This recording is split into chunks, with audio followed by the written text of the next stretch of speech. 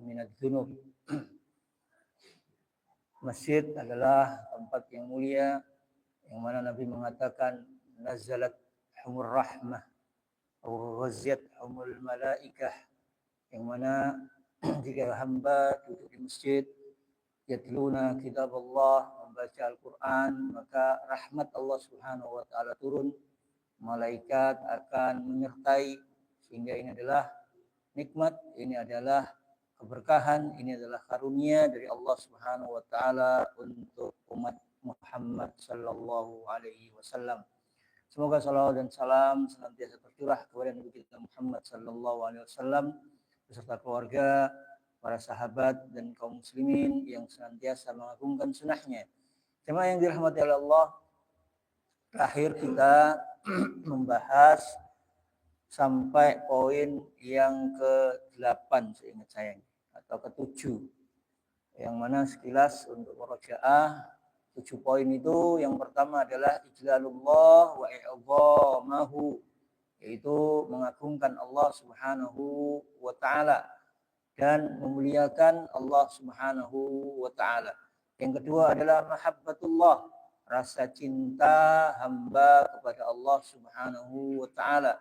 Yang ketiga, ni'amullah wa ihsanuh, yaitu rasa syukur kita kepada Allah Subhanahu wa taala dan mengingat kebaikan-kebaikan yang Allah Subhanahu wa taala berikan. Yang keempat, ghadabullah. Yang kelima, mungkin yang mana di dalam kisah itu masuk poin-poin ini, yaitu kisahnya Nabi Musa. Kita tahu bahwasanya Nabi Musa itu yang memiliki yang kuat. Ya. Nabi Musa itu badannya kekar, dadanya bidang. Ya, makanya saat kisah dengan Kiptiyah itu, salah seorang Mesir yang rame tukaran sama bangsanya Nabi Musa, ya, Bani Israel. Nah, itu kan Nabi Musa pengen belani, ya, karena satu bangsa. Saat itu Bani Israel itu tidak ada apa-apanya, Pak. Ketika di Mesir itu dihinakan oleh Fir'aun. Jadi Fir'aun itu punya dekret, punya ketentuan bahwasanya bangsa, ya, dari suku-suku yang ada itu paling rendah, yang paling dihinakan itu adalah Bani Israel. Beda kalau zamannya Nabi Yusuf. Jadi Bani Israel itu kan, ya, dibawa ke Mesir, itu yang bawa Nabi Yusuf, ya kan? Nah, di situ dimuliakan. Ya, dimuliakan, tapi lambat laun tambah dihinakan sampai zamannya Nabi Musa, ya, Bani Israel itu adalah kasta terendah. Ya, ibaratnya sudah enggak ada apa-apanya. Nah, maka tatkala Bani Israel tengkar sama Kiptiyah, sama orang Mesir, Nabi Musa bantu, ya, cuma didorong saja langsung meninggal. Ya, itu kekuatannya Nabi Musa. Ya. Jadi para anbiya itu orangnya kuat-kuat, Pak, seger-seger. Ya. Maka setelah itu di sini kesempatannya siapa? Kesempatannya Fir'aun. Karena Fir'aun itu sejak lama ingin cari cara bagaimana buat keputusan secara resmi Musa itu dibunuh. Ya, tapi cari cara nggak ada lah. Ketika tahu bahwasanya Musa ini membunuh Kiptiyah, maka ini momen kesempatan. Dia dan para punggawanya, para menterinya kumpul buat keputusan Musa dibunuh. Resmi. Keputusan kerajaan. Maka tatkala itu ada orang baik dari kalangan orang-orang Mesir atau di kerajaannya di kerajaannya Fir'aun. Maka datang ke Nabi Musa, dikasih tahu, "Wis Musa, awak Melayu." Ya, ibaratnya ini sudah ada keputusan resmi, kamu akan dibunuh. Ya, maka Musa saat itu takut apa? Ya, takut pasti dibunuh sama Fir'aun. Jadi pertama Musa itu ingin melarikan diri, ya, ingin cari selamat, makanya lari, ya, ke mana? Madian. Ya. Di awal ayat itu Nabi Musa itu hanya ingin lari, tidak tahu arahnya kemana. Makanya di ayat itu disebutkan asyallah an yahdiyani. Ya, semoga Allah Subhanahu wa taala menunjukkan aku jalan. Jadi tidak ada tujuan awalnya. Dan di sini Nabi Musa belum diangkat menjadi nabi. Ya, Nabi Musa saat kisah ini belum diangkat menjadi nabi. Tapi rajulun saleh ya, orang yang takut kepada Allah, orang yang mengikuti agama fitrah. Ya. Lantas doa itu karena tawakalnya itu ditunjukkan oleh Allah. Makanya arahnya lari kematian. Nah, dalam perjalanan itu Nabi Musa nggak bawa bekal. Ya, Nabi Musa itu sendalnya hancur, rusak. Karena apa? Nyeberangi gurun. Ya, gurun Sinai. Ya, nyeberangi gurun. Kakinya rusak, kakinya sakit. Dan yang dimakan itu hanya daun-daunan. Orang takut, pelarian, cari selamat, nggak punya bekal, ya sampai di tepian kota Madian itu melihat apa? Orang yang lagi antri, ya kan? Antri apa? Antri ngasih minum. Ya, kita tahu kisahnya. Yang mana nanti melihat siapa? 2 orang perempuan. Nah, 2 orang perempuan ini nggak mau ikut antri. Karena apa? Sifat malu. Ya, sifat malu al-haya, maka penting. Ya, dulu sempat kita sampaikan penting terutama bagi seorang wanita itu punya sifat malu.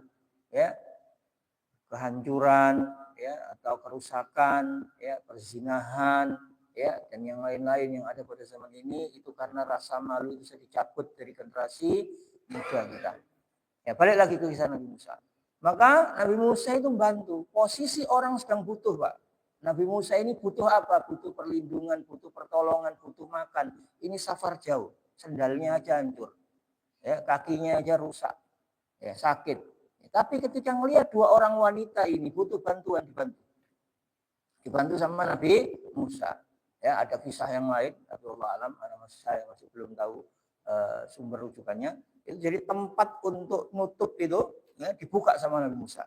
Jadi saking beratnya dibuka. Nah, ini menunjukkan bagaimana kuatnya Nabi Musa. Ya, padahal sudah makannya cuma daun-daunan safar sebegitu jauh. Ya, menunjukkan fisik Nabi Musa. Setelah diangkat dikasih minum selesai, Pak. Selesai dikasih minum, apa yang dilakukan Nabi Musa? Ngasuh. Cari tempat kayak pohon gitu, ngasuh. Coba sejak awal Nabi Musa kalau umpama ngomong ke perempuan tadi, awakmu tak jadi no banyu, tapi aku kayak ono opo lah. Bisa, bisa-bisanya. Tapi apa Nabi Musa enggak? Ya, nanti ada bab-bab dari poin-poin ini yang akan kita sampaikan pelajarannya. Lanjut dulu kisah. Sampai setelah itu Nabi Musa ngasuh, ya duduk, baru di situ yang diucapkan permohonannya, permintaannya, ta'aluknya itu kepada Allah Subhanahu wa taala. Ya. Ya Allah, aku ini hamba-Mu yang sedang butuh. Kalau tanpa pertolongan-Mu maka tak bisa. Ya, berikanlah pertolongan-Mu ya Allah. Kondisi susah, butuh nolong orang dan minta pertolongannya itu kepada Allah Subhanahu wa taala. Sejak dari pelarian, asallahu an yahdiyani. Ya, habis itu ketika setelah nolong minta kepada Allah, ya Allah, hamba punya hamba yang fakir, hamba punya hamba yang butuh hamba ini hanya kepadamu. Kalau enggak ada pertolonganmu, hamba ini tidak ada yang bisa menolong. Maka di sini dalam bab ini, dalam poin ke-8 ini, ma'iyatullah, kebersamaannya Allah itu ada 2. Kebersamaan Allah yang pertama adalah Allah As-Sami Al-Alim. Jadi Allah itu Maha tahu apa yang kita lakukan semua, yang di hati kita yang terbesit itu tahu. Ini ma'iyah secara umum. Ya, kebersamaan Allah dengan hambanya secara umum. Yang secara khusus yaitu bersama orang-orang yang melakukan amal kebaikan. Innallaha ma'as sabirin, innallaha ma'al muhsinin. Ya, kebersamaannya Allah itu berarti penjagaannya Allah. Ya, pertolongannya Allah, keberkahannya Allah, ya, kebaikannya Allah. Ya, pertama, innallaha ma'as sabirin. Nabi Musa mempraktekkan kesabarannya. Sabar, Pak. Ya, dalam kondisi seperti itu, ya, nggak mau gabung frontnya Fir'aun. Ya, bisa nggak kalau Nabi Musa ini gabung frontnya Fir'aun? Bisa-bisanya, wong Musa ini anak-angkatnya kok. Sejak bayi baru lahir itu sudah ada di istananya Fir'aun. Tapi nggak mau disuruh nyembah Fir'aun, disuruh ngikuti Fir'aun, nggak mau. Makanya dari awal itu sudah nggak mau Fir'aun itu. Ya cuman siapa yang belani? Imra'atu Fir'aun. Siapa? Istrinya Fir'aun. Ya. Katanya istrinya Fir'aun itu dia bapak norei daron. Ya. Asa an yaj'alani qurrata a'yun. Semoga nanti jadi penyejuk pandangan. Ya cara Jawa nih jadi ini Fir'aun itu enggak. Itu kayak penyejuk pandangan ini aku enggak. Ya, karena awalnya ini Imratu Fir'aun itu ya, berarti kawin paksa Pak, dijaluk baru Fir'aun untuk dinikahi. Ya. Balik lagi. Ya, kalau Musa itu mengikuti frontnya Fir'aun sak bisa-bisanya, tapi nggak mau jaga. Sehingga dari kesabarannya terus sabar ya, diuper-uper atau lari, habis itu tetap sabar di atas penderitaan, sabar di atas ujian, sabar di atas kebaikan. Ya, dalam Quran Al-Asr itu ya wasabr apa namanya? Wal asr innal insana lafi khusr illa alladziina aamanu sholati wa tawassaw bil haqqi wa tawassaw bis sabr. Sabar di situ ya apa namanya para ulama tafsir mengatakan ya sabar dari ujian dan juga dalam ketaatan. Terus taat Nabi Musa padahal dalam kondisi butuh. Ya, maka apa buah dari kesabarannya? Kelanjutan kisahnya. Ya, balik lagi. Innallaha ma'as sabirin. Ma'iyatullah itu bersama orang yang sabar. Yang kedua, innallaha ma'al muhsinin. Ma'iyatullah bersama orang-orang yang berbuat ihsan, berbuat baik. Ihsan ini itu juga mengandung ma'iyah secara umum. Ya, dan juga secara khusus ini. Bagaimana kata Nabi SAW, al-ihsan an ta'budallah ka'annaka tarah fa in lam yakun tarah fa innahu yarak. Jadi seorang itu beribadah. Ya, beribadah Allah itu bersamanya melihatnya. Gitu. Nah, maka balasannya ma'iyatullah ya, secara khusus dalam kisahnya Nabi Musa setelah ngasuh Pak, ya, minta kepada Allah Subhanahu wa taala. Salah satu dari perempuan itu datang. Nah, datang itu ngomong apa? Datang itu ngomong bapakku nyeluk awakmu. Ya, jadi yang ngomong itu bukan saya dan bapak saya atau saya ingin memberikan kamu balasan enggak. Ini di antara ulama tafsir mengatakan bagaimana sifat malu seorang wanita. Ngomong sama laki-laki itu dijaga uslub apa? Bahasanya, khitab, omongan arah pembicaraannya. Jadi dia enggak ngomong atas nama dirinya sendiri, tapi ngomong mewakili bapaknya. Ya, jadi bapakku manggil dirimu, bapak ingin memberikan balasan. Ya, maka diajak ke rumahnya. Apa kata bapak perempuan ini? Setelah mendengarkan ceritanya Nabi Musa. Ya cara Jawa wis, awakmu saiki aman lagi.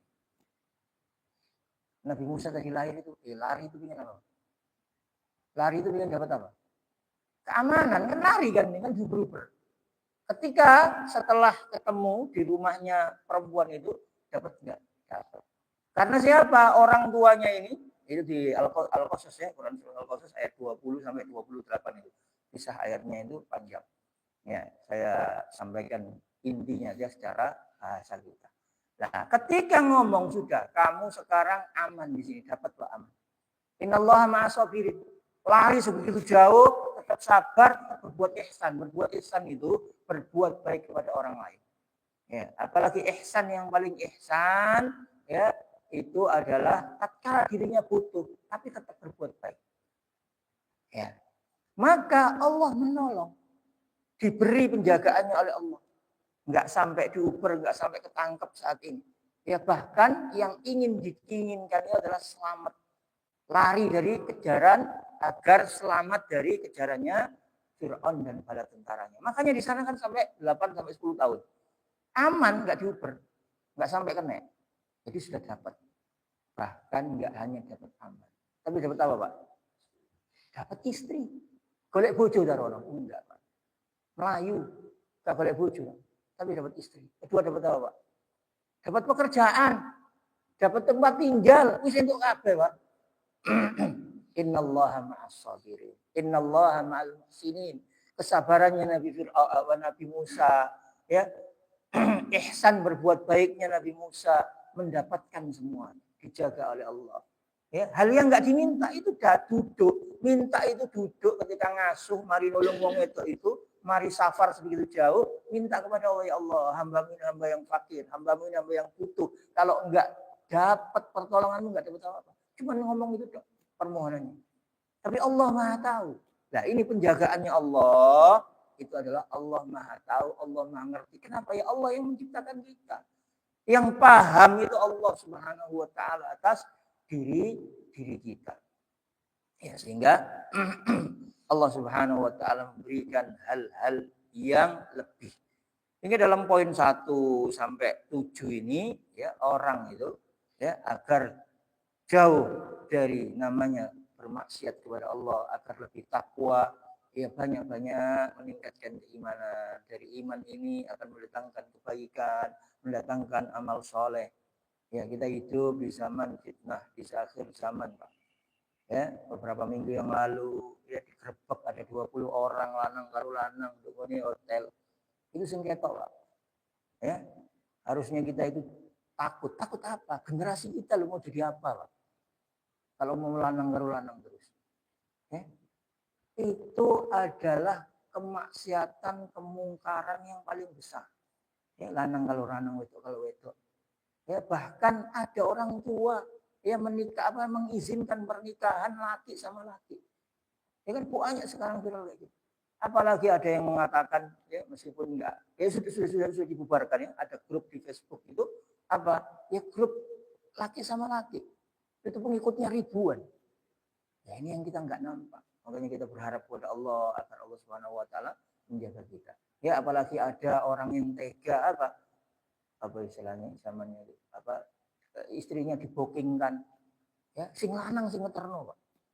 Wal iyadu billah nasallallahu salama wal afiyah. Maka tingkatkan keimanan, ya takut kepada Allah dan melakukan amal soleh. Orang kalau sudah sibuk dengan amal soleh, Pak, ya gak nganggur. Uang nek nganggur pikirannya nang dindi. Ya, habis itu setan itu mudah. Ya, tapi kalau kita di masjid sholat, ya sholat sunnah itu dilakukan, zikir-zikir itu dilakukan, itu kita sudah dalam lingkaran kegiatan apa positif. Ya, sehingga di situ akan menjauhkan kita dari hal-hal yang nggak bermanfaat, apalagi sampai terjerumus kepada kemaksiatan wal iyadu billah. Sehingga di sini poin yang 8 adalah untuk mendatangkan kebaikan, terjauhkan dari yang namanya kemaksiatan, yaitu adalah dengan kita mengingat. Mengingat apa? Ada yang namanya derajat yang tinggi, yaitu ma'iyatullah. Allah bersama orang-orang yang sabar, berbuat kebaikan, ya, dan berbuat amal soleh. Itu citanya Nabi Musa. Ya, cerita malih mohon Pak nggih. Nek dalile tak wacana kabeh tambah ngantuk. Cerita ya Pak, ceritane moto. Ada kisah lagi dalam babul ihsan. Dalam bab terkait tentang ihsan. Ya, bahkan bab ithar. Jadi ada ihsan, Pak, ada ithar. Ya, ihsan itu berbuat baik. Ya, berbuat baik, ya baik kebaikan, ya. Bahkan dalam kitab Riyadhus Shalihin di antara buat baik itu seorang suami menyuapkan nasi atau makanan ke mulut istrinya. Itu ihsan, bahkan lahu shadaqah, masuk sedekah. Saya ulangi. Imam Nawawi punya kitab Riyadhus Shalihin, dikumpulkan hadis-hadis di dalamnya ada bab berbuat baik atau bersedekah kepada keluarga. Hadisnya itu seorang suami menyuapi satu suapan ke istrinya itu sudah bernilai sedekah. Apa maneh gaji saulan dikene kabeh. Leres Bu nggih? Iya, tambah seneng sing wedok istrinya. Sing lanang sing senep. Ya, balik lagi. Jadi ihsan itu ada ihsan berbuat baik secara umum. Ya, ihsan itu ihsan kepada Allah, yaitu apa? Ka'annaka tarahu fa in lam yakun tara fa innahu yara. Ini ihsan kepada Allah. Ada ihsan kepada sesama. Apa yang berbuat baik? Apa yang bisa kita buat baik? Seperti Nabi Musa. Ya, bahkan sedekah di pagi hari itu kita ngangkat barang yang diangkat teman, saudara, ya penjual sayur siapapun, ya ke atas kendaraannya. Ya, sedekah. Dan juga sedekah itu sholat duha. Ya, setiap persendian manusia ini yang ada ratusan itu dengan sholat duha setiap sendinya, bukan badan, Pak. Setiap sendi itu sudah bersedekah dengan apa? Sholat duha. Pirang rakaat cukup 2 rakaat. Kalau mampu 4, kalau mampu 6, kalau mampu 8. Ya, itu sudah sedekah. Maka ini ihsan kepada yang lain. Ada juga ihsan kepada hewan, yaitu biasanya panjenengan ya beleh itu gak diketokno nang kewan liyane, beleh ladine dilandepno. Ini dalam Islam itu ihsan lil hayawan. Ya, berbuat baik kepada hewan. Bahkan dari ihsan lil hayawan ini menjadikan pelacur itu diampuni dosanya oleh Allah dan dimasukkan ke dalam surga. Sebagaimana hadis Nabi Shallallahu Alaihi Wasallam, bagi min bagaya Bani Israel. Nabi mengisahkan ada pelacur dari pelacur-pelacur Bani Israel. Apa? Ngelak, minum, melihat ada sumur. Habis itu setelah minum melihat anjing karena ihsan, ingin berbuat baik, kasihan kepada anjing. Ya padahal Mbak ini siapa? Pelacur. Pelacur itu Pak bukan orang yang berzina sekali dua kali. Padahal orang berzina, zina itu diantara dosa besar. Laki-laki berzina itu lebih baik dia itu menyetubuhi ibunya. Ya, jadi menyetujui ibunya itu lebih rendah daripada berzina. Berarti zina itu besar dosanya. Nah ini pelacur, berarti dia itu zinanya enggak sekali dua kali. Tapi apa? Ya rutinitasnya, pekerjaannya. Lah itu loh diampuni oleh Allah Subhanahu wa taala. Syakarallahu lah wa ghafaralah, kata Nabi dalam hadis itu. Ya, jadi ihsan kepada hewan itu diperhatikan. Ya, itu ihsan. Ada itsar, Pak. Itsar itu lebih mengutamakan orang lain padahal dirinya itu butuh. Ya. Ngapunten saya enggak. Katakanlah saya ngelak. Ngapunten, saya bukannya minta air, enggak, cerita aja. Katakanlah saya ngelak. Habis itu masnya ini juga ngelak. Ya. Habis itu saya ada air, saya itu butuh. Tapi ini saya kasih. Ini berbuat baik. Tapi tarafnya lebih tinggi. Apa? Itsar namanya. Itsar itu lebih mengutamakan orang lain. Padahal dirinya sendiri butuh. Nah ini ada kisah. Kisahnya banyak Pak. Satu aja. Yaitu kisahnya Abu Hurairah. Ya, sering dengar panjenengan. Ya, Abu Hurairah ini Pak, ya saat itu sedang lapar. Saking laparnya Pak, tembok atau tanah ini, itu perutnya itu ditempelin Pak. Perutnya ditempelin, ya, turu mengkurep lah. Nah, turu mengkurep, apa jadinya? Temboknya itu ditempel, potongnya Pak, tempel karena laparnya. Si luwen ae Pak, ibaratnya si krucuk kae. Mari ngono golek apa? Cari batu, Pak. Nah, batu ditaruh di perutnya, habis itu dililitkan kain, dicincang. Cek lambah mampet ini. Buat apa? Ngilangi rasa lapar, Pak. Sik luwe mana, Pak? Ya, habis itu nyanggong, Pak. Nyanggongnya apa? Ya lunggu-lunggu apa? Ya lunggu lah di pinggir jalan. Delok wong liwat, Pak. Delok wong liwat itu ngei isyarat, cek diajak mangan, ibaratnya golek traktiran jadi sama. Ya. Habis itu lewat, siapa yang lewat? Abu Bakar lewat, Pak. Ya, Abu Bakar lewat, jenenge wong kan golek coro. Ya ini, para sahabat itu jaga izzah, Pak. Kan jaluk-jaluk. Pas keluwen, Pak, suwe sak luwe ini. Sampai waktu dicentang itu, alhamdulillah kita enggak sampai kayak gitu ya. Nah, habis itu Abu Bakar lewat, carane kuwi apa? Abu Hurairah itu tanya, Pak. Tanya apa ayat? Ya Abu Bakar, ayat ini tafsirnya apa? Jadi kita kok dijawab. Mari dijawab apa? Yang ngalih, Pak. Jadi pikirnya Abu Hurairah itu di situ, saya tanya itu berharap Abu Bakar mengajak saya. Ya, habis itu lewat Umar. Ditakoki mana, Pak? Ya, ayat ini apa tafsirnya? Dijawab, mari dijawab. Ya, mari ngalih, Pak. Ya. Menurut saya, Abu Bakar sama Umar ini sebenarnya enggak jauh beda. Ya, pertama bisa jadi yang mungkin nggak paham, ya kan? Karena nggak ngomong kan, nggak ngerti, jenenge wong, nggak ngomong, ya nggak ngerti. Di satu lagi sisi, Abu Bakar sama Umar itu nggak jauh beda. Para sahabat dulu itu bukan kayak kita, Pak. Alhamdulillah kita itu makan 3 kali sehari. Ada sebuah riwayat, Nabi itu keluar, Pak. Waduh, kalau ini buatan itu contoh, Pak. Bisa ngomong balik lagi. Ada sebuah riwayat, Nabi itu suatu ketika itu keluar, Pak. Keluar di suatu waktu yang orang itu nggak lazim keluar. Ya, Nabi keluar itu apa? Karena lapar. Di rumahnya nggak ada apa-apa. Nggak lama Abu Bakar muncul. Ditanya sama Nabi Muhammad, ngapain kamu keluar? Di waktu-waktu yang nggak orang lumrahnya untuk keluar. Dijawab, lapar ya Nabi. Habis itu keluar siapa? Umar. Ditanya juga sama Umar. Umar juga tanya, apa yang menjadikan kamu keluar? Ya lapar wahai Rasul. Berarti apa? Abu Bakar, Umar itu juga bukan orang yang gitu. Ya ini di satu sisi. Tapi di hadis ini nggak disebutkan. Di hadis itu intinya Abu Bakar itu nyanggong. Ya ini berkaitan tentang ihsan dan ithar. Ya. Contoh ihsan dan ithar. Ya, habis itu Nabi Shallallahu Alaihi Wasallam lewat. Ya, lihat akhlaknya Nabi Shallallahu Alaihi Wasallam dan bagaimana kita belajar terkait tentang innallaha ma'al muhsinin, terkait tentang berbuat ihsan. Nabi delok wajahe siapa namanya? Abu Hurairah. Itu wis ngerti Pak apa. Nabi senyum.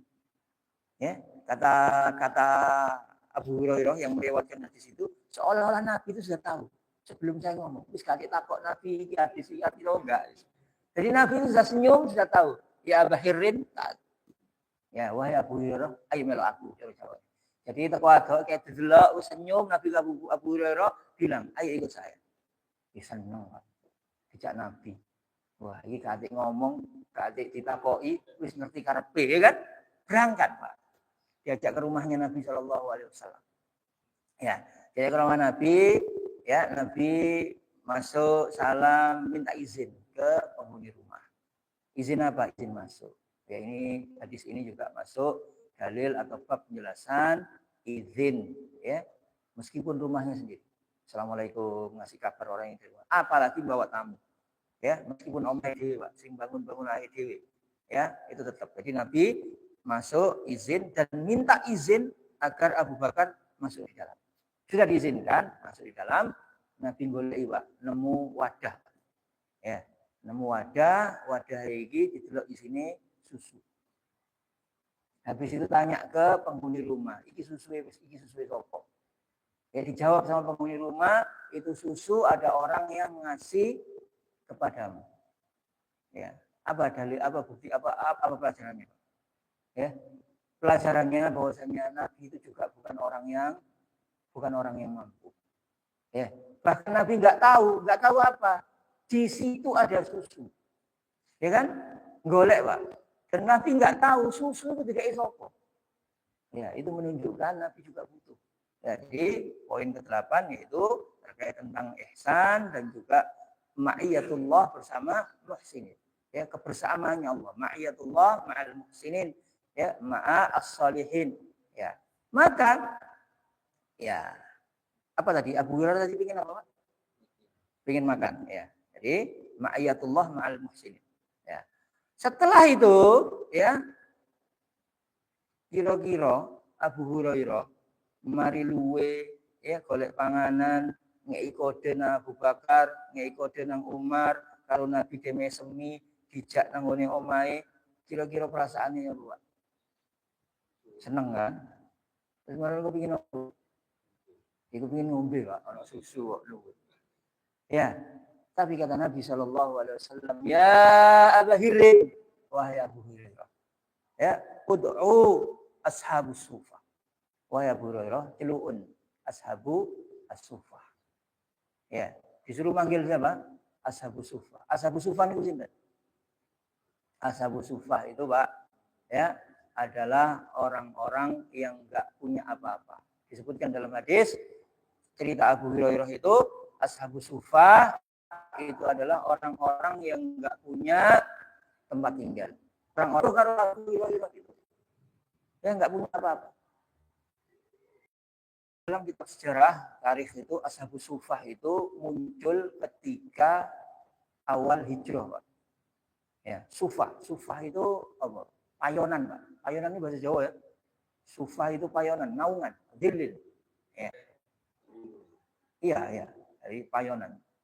Ya, emperannya di Masjid Nabi. Tapi Sufah itu dalam bahasa Arab ya, dari naungan ya, atau ya payonan. Jadi ingat kan sejarah beralihnya kiblat itu kan? Nah, sejarah beralihnya kiblat, maka beberapa bangunannya Nabi itu dibongkar. Lah bongkaran apa? atap-atap atau bongkarannya ini atau pinggir-pinggirnya itu bongkarannya itu dibuat payonan. Nah, payonan ini digawe siapa? Digawe orang-orang yang nggak punya ini. Jadi para muhajirin ya itu kan berhijrah ya dari Mekah ke Madinah. Maka nggak semua orang muhajirin ini ya itu punya rumah. Meskipun punya rumah, ya itu pun dikasih oleh orang-orang Ansor. Ya, maka yang nggak punya rumah tinggal di situ. Maka dibuatkan sufa yang dari payonan tadi. Itu juga berapa banyak orang dari penjuru negeri datang kepada Nabi Shallallahu Alaihi Wasallam untuk belajar Islam, untuk mendengarkan hadis. Maka nggak ada losmen, Mbak, nggak ada hotel. Ya, maka di mana losmen hotelnya? Ya di pelataran masjidnya Nabi itu. Maka itu ashabu as-sufa. Ya coba kita perhatikan bagaimana zaman dulu. Ya orang ingin dengarkan hadis, orang ingin belajar. Ya orang-orang muhajirin. Orang Ansor juga kakek duit, Pak. Orang Ansor juga bukan orang yang nggak butuh. Makanya dalam ayat itu disebutkan kakek Isar itu biasanya para ulama mengatakan orang Ansor itu bantu ngasih harta, ngasih tempat tinggal. Ya, itu bukan karena kakek, mereka juga butuh. Makanya babnya Isar. Nah, sebagian orang muhajirin meskipun dikasih harta, nggak bisa digunakan dengan optimal. Karena Madinah ini adalah tempat perkebunan. Ya, ibaratnya beda. Bukan nggak kayak di Mekah. Kalau Mekah itu dijari, ya kan? Beda iklimnya. Makanya di kampung di situ. Lah, Abu Hurairah itu bagian daripada Ashabus Suffah. Ya, Abu Hurairah bagian dari Ashabus Suffah. Sebentar, mumpung ingat. Ya, Ashabus Suffah itu kisahnya ya. Jadi bagaimana kisah munculnya Ashabus Suffah.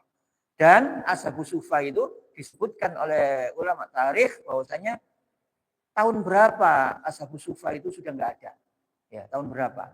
Disebutkan nggak jelas tahunnya, tapi dimulai sejak meninggalnya Nabi. Bayangkan, ya, bagi Ashabus Suffah itu tuh uang sing kepingin golek panganan, Pak. Itu uang sing penggaweane ku nempel nanggone uang golek pertolongan enggak. Ashabus Suffah ini orang-orang yang mulia, Ashabus Suffah ini orang-orang yang ingin kemuliaan, tapi kemuliaannya itu dengan ilmu dan hadisnya Nabi. Maka kalau kita lihat sejarah di sini, ya hilangnya atau mulai enggak adanya Ashabus Suffah itu mulai Nabi meninggal dan mulai al-khulafa ar-rasyidun. Disebutkan apa sebabnya? Sebabnya apa yang mau dicari lagi? Mereka itu hidup di pelatarannya Nabi itu untuk mendengarkan hadisnya Nabi kok. Tutup uang kepingin balik panganan, Pak. Ya, bukan orang yang ingin dompleng ke sebuah tempat untuk mendapatkan dunia lah. Karena dalam sejarah Ashabus Suffah itu mulai nggak ada setelah Nabi meninggal. Kenapa nggak ada? Apa yang mereka harapkan? Nabi sudah nggak ada kok. Mereka ke situ itu pengen belajar kepada Nabi, pengen mendapatkan Islam. Itu alasan pertama dan paling utama. Alasan kedua, ketika zamannya Umar ekspansi atau futuhat, penaklukan atau pembukaan negara Islam makin luas. Maka para sahabat ya orang-orang itu sudah mulai ada tempat lebih luas itu kalau dari sisi ya, ekonomi atau teritorial terkait tentang sejarah. Balik lagi ke Abu Hurairah. Ya, wis kepingin ngombe, Pak. Wis ono ngombe ngapunten nggih. Saya tadi enggak minta air. Wis ono ngombe untuk ngarepe, Pak. Ya, itu saya gak ngombe. Sama Nabi disuruh manggil Ashabus Suffah. Ashabus Suffah itu ya 11 12 karo Abu Hurairah. Padha wong karo keluweni. Disebutkan di situ kata Abu Hurairah, ya Allah. Ya opo nasibe susu iki. Iki cara Jawa ku, Pak. Hadise kata usah waca. Ya, ini bab poin 8 terkait tentang ma'iyatullah ma'al muhsinin. Ya. Gimana nasibnya susu ini? Kata Abu Hurairah dalam hati. Lantas ya seandainya kalau umpama saya bisa minum satu teguk saja. Lihat, keinginan Abu Hurairah adalah ingin minum satu teguk saja. Ya, karena sudah lapar. Ya, berhari-hari. Ya. Tapi karena ini adalah perintah Rasulullah SAW, maka Abu Hurairah pun berangkat. Manggil siapa? Konjo-konjo ashabu as-suffah. Ini bab ihsan. Ya, bab ihsan. Ya, dia butuh. Tapi karena ini adalah kebaikan, ini adalah perintah Nabi, nomor 1 perintah Nabi yang didulukan. Ya, hawa nafsunya tunduk. Beberapa tadi poin dorongan tadi bahwasanya ya ya nomor 6. Ya, poin ke-6 yang sudah kita baca di pertemuan 3 bulan yang lalu. Poin 6 adalah kenikmatan seorang hamba itu adalah tatkala menundukkan hawa nafsunya, menghinakan setan. Ya, maka Abu Hurairah menundukkan hawa nafsunya. Siapa yang diutamakan? Ya perintahnya Nabi. Ya, ini sudah merendahkan setan. Gitu loh. Maka Abu Hurairah berangkat, manggil Ashabus Sufa. Ashabus Sufa datang, lagi-lagi minta izin kepada penghuni rumah untuk diizinkan masuk. Sudah masuk, Pak. Ya, masuk, kabeh golek nggon lungguh, ya, golek posisi sing enak. Ya, maka Nabi SAW manggil lagi. Ya Abu Hirin, wahai Abu Hurairah. Ya, iki wadah iki ketelen ya bagi untuk konco. Ya apa, Pak? Perasaane. Ya, luwen kudu ngombe. Ya, dikon nyeluk koncone, guru ngombe blas. Saiki sing bagian ngeki sapa? Abu Hurairah. Lihat. Kalau saya sering ulang-ulang, Pak, kisah ini menunjukkan bagaimana kemuliaannya para sahabat. Ya, wangel, Pak. Jadi jangankan kita sedekah, jangankan kayak Abu Bakar ngasih semua hartanya. Perkara ngombe kayak Abu Hurairah itu kira-kira panjenengan itu kuat. Nek gak sih tak iki bisa. Sudah, Pak, hati keliling satu persatu dikasih minum, satu persatu kasih minum, semua sampai semua yang ada di situ itu minum semua. Sudah kenyang semua. Ya, habis itu lihat akhlaknya sahabat kita. Tunduk Nabi ngomong celuan budal nyeluk, keluwen gak apa-apa, sing penting aku nuruti Nabi. Lihat akhlaknya lagi, ya enggak mendahulukan Nabi, ya Nabi tak umbi titik, enggak. Ya Nabi wis mari kabeh iki, tak umbi, enggak, Pak. Abu Hurairah. Setelah selesai semua, dibalik kemana ya Nabi? Niki wadahnya, niki susunya. Tinggal kula kalian panjenengan tok ya. Ya, sudah dikasihkan. Ya, setelah itu sama Nabi diambil, Pak. Ya, Nabi ngomong, "Ya Abu Hurairah, saya iki karek awakmu karo aku tok. Nggih leres. Wis karek aku ambek awakmu tok sing Nabi digorong ngombe." Ya kan? Ya, baru Nabi SAW mengatakan, "Ya Abu Hurairah, ya Abu Hirin," ya, panggilannya Abu Hirin. Abu Hurairah maksudnya. Ya, baru disuruh isyrab. Suruh minum. Wah, coba ya apa? Ya, rasanya. Wis keluwen, diceluk wis seneng, ya. Gak ngombe-ngombe, baru saat itu bagaimana nikmatnya. Diminum sama Abu Hurairah. Setelah diminum masih kita lihat bagaimana akhlaknya, adabnya. Ya, sak keluwen ini Abu Hurairah gak cerongoan, Pak, gak diglogok sampai entek. Diminum satu teguk. Sambunnya. Minum lagi. Diminum lagi. Sambun lagi. Minum lagi. Minum lagi. Sambun lagi. Sampai Abu Hurairah tekap ya Nabi. Pun boten muat utang kula. Ya, bagaimana akhlaknya kepada Nabi. Jemaah. Kita jauh 1400 dengan Nabi Shallallahu Alaihi Wasallam. Ya, hikmah di antaranya.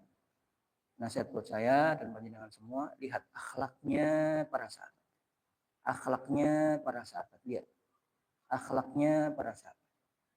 Dan akhlaknya ulama kita, Imam Syafi'i, para imam yang lain, Imam Bukhari, itu kalau mau nulis hadis, Pak, wudu. Bahkan dalam ayat wala tarfa'u aswatakum fawqan nabi, para ulama ahli tafsir itu mengatakan gak boleh cerik-cerik ngarepe nabi. Iku sik ono nabi.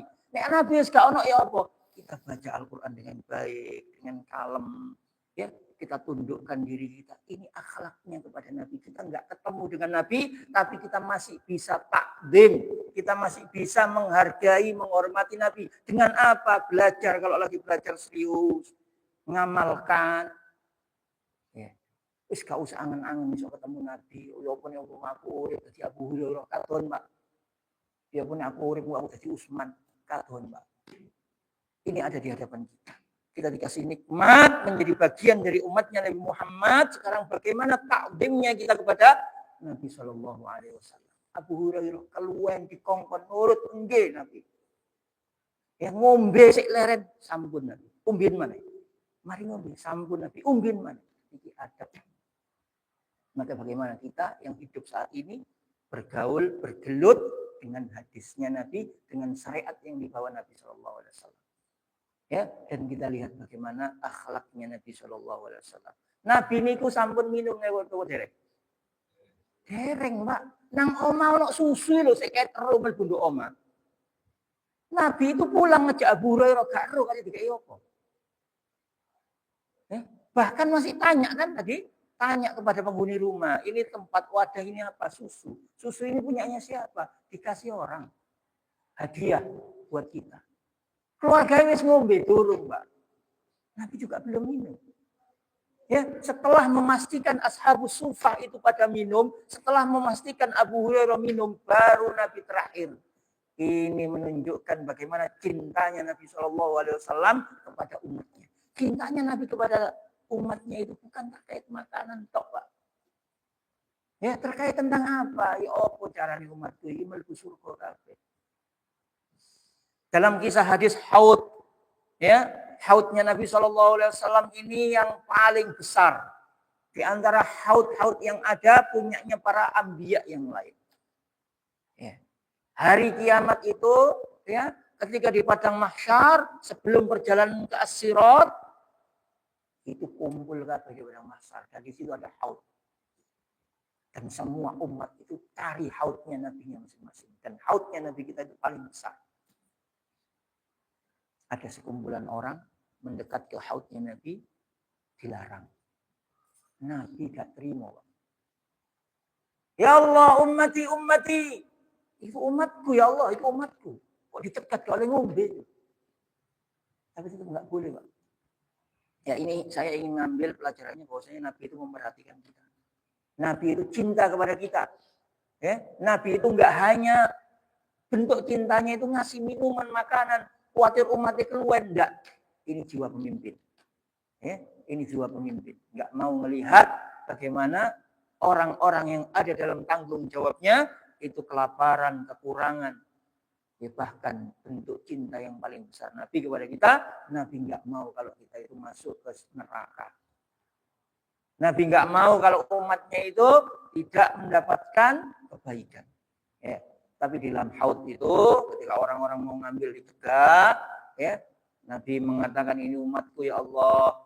Tapi kata Allah Subhanahu Wa Taala, ya, dikatakan bahwasanya la tadri ma yaf'aluna min ba'd. Kamu nggak ngerti Muhammad. Mereka itu melakukan apa setelah peninggalanmu. Ya, maksudnya adalah ketika melakukan amal soleh tidak sesuai dengan tuntunan Nabi Shallallahu Alaihi Wasallam. Balik lagi, jemaah yang dirahmati Allah Subhanahu Wa Taala, yaitu kisah dari Abu Hurairah, ya, yang ingin melakukan ihsan dan juga melakukan itsar. Jadi di sini bab yang ke-8 adalah ma'iyatullah, ya, kebersamaannya Allah. Ini adalah hal yang bagus yang hendaknya seorang muslim mukmin ya berharap agar kebersamaan Allah itu bersama kita. Apa ma'iyatullah? Yaitu penjagaan. Tadi saya sampaikan kisah bagaimana Abu Hurairah ya terkait tentang melakukan ihsan dan juga itsar sehingga Allah bersama mereka. Kisah terakhir, Pak. Kisah terakhir. Ya, bahwasanya penjagaan itu ya orang biar lepas dari kemaksiatan, ya, bagaimana fenomena kita hidup di zaman sekarang, tadi kisah-kisah cerita ulaki ya zaman sekarang, ya, terus habis itu penjagaan itu adalah suatu hal yang orang tua itu pasti menginginkannya. Enggak ada orang tua yang enggak ingin penjagaannya itu ada kepada anak-anaknya. Nabi Daud itu pernah berdoa kepada Allah. Ya, pernah berdoa kepada Allah Subhanahu wa Ta'ala. Ya Rabbi, kun libni kama kuntali. Ya Allah, panjenengan itu ya Allah kepada anakku sebagaimana panjenengan itu telah jadi untuk diriku. Maksudnya apa? Ya, jadilah panjenengan itu kepada anakku sebagaimana kepada diriku. Apa penjagaannya ya Allah? Jagalah anakku. Berikanlah kebaikan, keberkahan kepada anakku. Sebagaimana panjenengan itu telah menjaga dan memberikan keberkahan kepada diriku. Ya. Apa jawaban Allah Subhanahu wa taala kepada doanya Nabi Daud? Ya Daud, qul li ibnik, wahai Daud. Ya, sampaikan kepada anakmu, ajarkan kepada anakmu, ya, tanamkan kepada anakmu an yakuna li kama kunta li. Hendaknya anakmu itu ya melakukan atau berbuat atau bersifat kepada diriku sebagaimana engkau itu telah berbuat bersifat seperti diriku. Maksudnya Daud, nek kepingin penjagaanku, nikmatku, ya, iku langgeng, gak hanya kepada dirimu, tapi juga ke anak turunanmu secara khusus Nabi Sulaiman. Maka ajari anakmu Sulaiman agar dia itu menjadi hamba yang soleh seperti dirimu. Agar penjagaannya Allah terhadap anakmu sama terhadap dirimu. Ya, ma'iyatullah. Ya, berbuat baik. Sehingga kalau kita berbuat baik, wis gak sibuk atau wis gak nganggur sehingga berbuat maksiat. Nah, kalau kita berbuat baik, maka ma'iyatullah itu turun kepada kita. Nah, Nabi Daud itu pingin keberkahannya, penjagaannya Allah itu juga muncul ada kepada anak-anaknya. Melalui doa itu. Ya. Apa sih yang dilakukan Nabi Daud itu? Kok sampai Allah Subhanahu wa taala mengatakan jadikanlah anakmu itu seperti engkau kepada diriku. Nabi Daud itu terkenal, Pak. Terkenal apa ya? Puasa Daud. Ya. Yang enggak seberapa terkenal itu sholat Daud. Ya karena enggak ada. Dalam artian bukan enggak ada, caranya. Jadi dalam sebuah riwayat Nabi Shallallahu Alaihi Wasallam mengatakan bahwasanya puasa yang utama, ya, yang bagus, yang baik lima makna, ya intinya dikatakan bahwasanya puasanya Nabi Daud. Puasa Nabi Daud itu gimana Pak? Sehari puasa, sehari tidak. Jadi penjagaannya Allah itu kepada Nabi Daud. Nabi Daud merasakan kenikmatan. Allah memberikan keberkahan, Allah memberikan penjagaannya. Ya, maka pengen kepada anaknya. Ya kelanggengannya ini agar terus ke anaknya. Maka kata Allah, ya sudah, dadekno anakmu itu kaya awakmu. Ya. Maka maksudnya disuruh didik agar beramal soleh. Dan juga dikatakan bahwasanya sholat yang baik atau yang utama itu kayak sholatnya Nabi Daud. Maksudnya apa? Ya Nabi Daud itu Pak, wayai turu-turu, tapi turunnya itu gak terlalu malam, gak begadang. Dan malam itu dibagi sama Nabi Daud. Dibagi untuk apa? Tidur, istirahat, sholat malam, munajat kepada Allah. Ya, turuni sore, ya jam 9 mungkin, kalau ukuran kita mungkin ya. Ya, habis itu seperti jam malam bangun bermunajat. Jadi di pagi harinya itu berpuasa, di malam harinya itu sholat bermunajat kepada Allah Subhanahu wa taala sehingga penjagaan Allah itu ada kepada Nabi Daud. Dan itu diturunkan kepada anaknya. Panjenengan sudah ngerti bagaimana Nabi Sulaiman. Itu bekas apa? Hasil apa? Hasil didikannya Nabi Daud. Hasil doanya kepada Allah dijawab sama Allah, dikasih solusi, ajaron anakmu. Maka ya banyaknya fenomena LGBT, ya banyaknya ya orang-orang yang zina, ya banyaknya ya pembunuhan, bahkan bunuh Pak.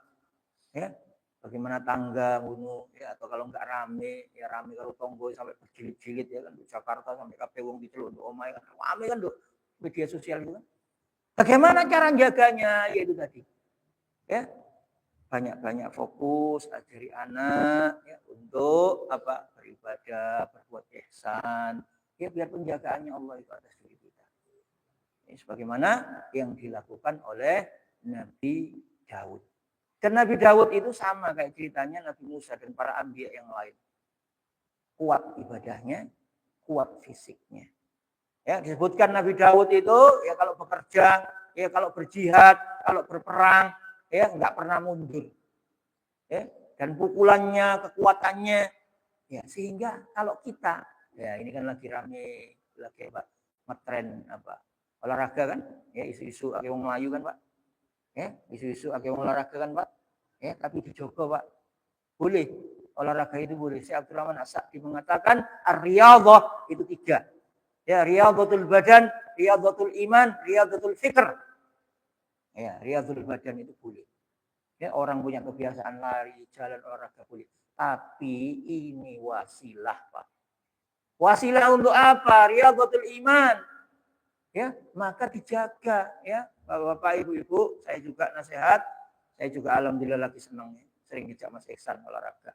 Ya, tapi jaga, Pak. Jaga apa? Aurat, Pak.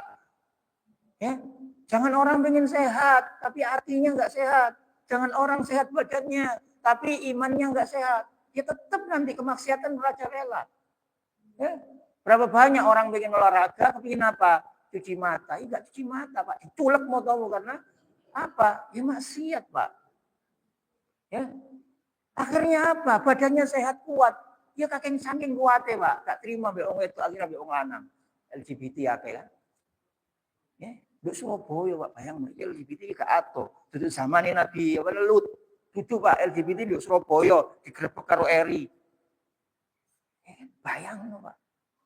Grupnya itu sudah ribuan. Ya, jadi fisik olahraga boleh. Ya, karena apa? Lihat Nabi Dawud. Ya, niat Nabi Musa. Ya.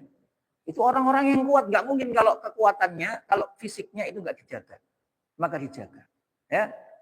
Jaga iman dengan banyak ngaji, dengan banyak baca Al-Quran, dengan banyak baca hadis, ya, dengan banyak zikir, jaga kesehatan di olahraga. Ya, olahraga tapi jaga jangan sampai bermaksiat kepada Allah Subhanahu wa taala. Kemudian itu yang bisa disampaikan alhamdulillah di kitab Bawais Khalas Minad Dunub kita sudah baca sampai 8 poin, ini ada 20 poin.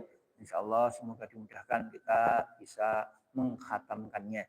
Ya, mimbabi tahadus bin nikmah ya termasuk bab menyampaikan nikmat ya, menyebarkan kenikmatan ya. Semoga panjenengan semua dapat aliran pahala, Pak. Karena ada satu kitab yang dulu saya baca di sini, Pak. Saya dulu pernah baca kitab sini, kitab tipis dan semoga kitab ini juga itu setelah saya baca di sini, saya kan kalau baca diambil apa ya poin-poinnya itu saya jadikan buku, Pak. Ya, saya jadikan buku. Saya lupa nggak bawa, mau tak kasih panjenengan, tapi nggak semua, Pak. Ya, itu alhamdulillah ya semoga tempat ini ya takmir yang ada di sini, penyelenggara kegiatan di sini semoga ikut andil dalam kebaikan hadirnya buku itu. Ya, jadi buku yang saya baca terkait tentang amal soleh, amal jariah itu loh, Pak. Ya, yang saya baca di sini sampai katam, alhamdulillah itu saya jadikan buku tipis, ya dicetak, disebarkan, ya semoga jadi aliran pahala buat panjenengan. Jadi orang dapat pahala itu nggak harus jadi pemeran utama, Pak. Ya, orang jadi pahala nggak harus jadi pemeran utama. Abu Hurairah dapat pahala enggak? Dari kisahnya tadi itu. Dapatnya, Pak. Melok duwe susu lah. Kamera duwe, Pak. Cuma apa bondoe? Nyeluk. Mari nyeluk bagian ngelungi. Ya, makanya saya berdoa semoga panjenengan yang ada di sini, pengurus, ya takmir, yang mendapatkan aliran pahala, mendapatkan penjagaan dari Allah Subhanahu wa taala, begitu juga kita semua ya kaum muslimin, ya semoga Allah Subhanahu wa taala menjaga kita dan mendapatkan syafaat Nabi Shallallahu alaihi wasallam karena ihtimam kita terhadap sunnah Nabi Shallallahu alaihi wasallam. Sambut, ada diskusi? Langsung tutup ya. Kita akhiri dengan doa kafaratul majelis. Subhanakallahumma wa bihamdika asyhadu an la ilaha illa anta astaghfiruka wa atubu ilaik. Assalamualaikum warahmatullahi wabarakatuh.